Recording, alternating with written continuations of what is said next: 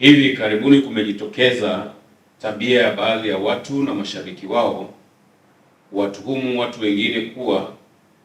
wamewashika mabegani watu fulani na matokeo yake sehemu zao za siri zimetoweka. Tabia hizo zinazoongozwa na imani za kishirikina zilianza kuibuka maeneo ya Tunduma, mkoa wa Songwe, Aprili 1, 2026 na kusababisha vifo vya watu 5 na wengine 2 kujeruhiwa na wamelazwa hospitali kwa matibabu. Tabia hiyo pia imejitokeza Aprili 3, 2026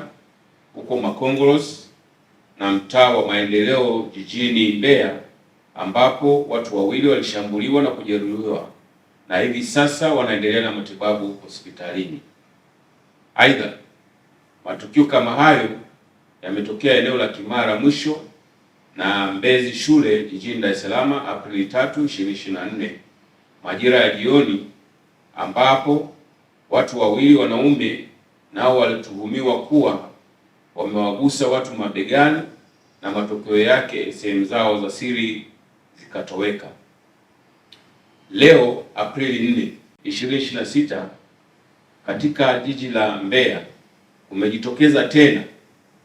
matukio mengine 2 yaliyotokea eneo la Kabwe, wilaya ya Mbeya mjini na Double-J Kalumbulu,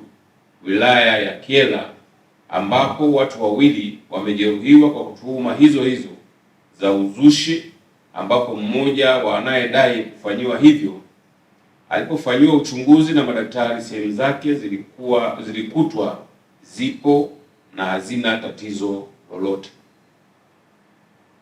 Tabia hizi zinazoongozwa na imani za kishirikina, mihemko ya kishabiki na malengo ambayo hayajabainika hazina ukweli wowote, kwani wanaodaiwa kuguswa bega na sehemu zao za siri kutoweka walipokaguliwa sehemu zao za siri zilikutwa zikiwa maeneo yake kama kawaida, na maeneo mengine anayedaiwa kufanyiwa hivyo alipotafutwa hakuonekana, na wala waliokuwa wanashabikia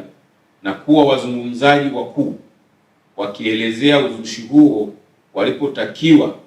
kumuonyesha aliyechukuliwa sehemu za siri hakuweza kumuonyesha wala kutoa udhibitisho wa alichokuwa anaeleza kwa mbwembwe na kusambaza kwenye mitandao ya kijamii. Jeshi la Polisi linatoa onyo kali kwa wote wale wanaoendekeza uzushi na tabia hizi zinazoongozwa na imani za kishirikina zilizopitwa na wakati katika dunia hii ya sayansi na teknolojia kuziacha mara moja, na yeyote atakayebainika kuziendekeza pamoja na mashabiki wao watakamatwa kwa hatua zingine za kisheria, kwa sababu tabia hizo za uzushi zinahatarisha maisha ya watu kama ambavyo imeshasababisha vifo vya watu 5 na majeruhi. Aidha,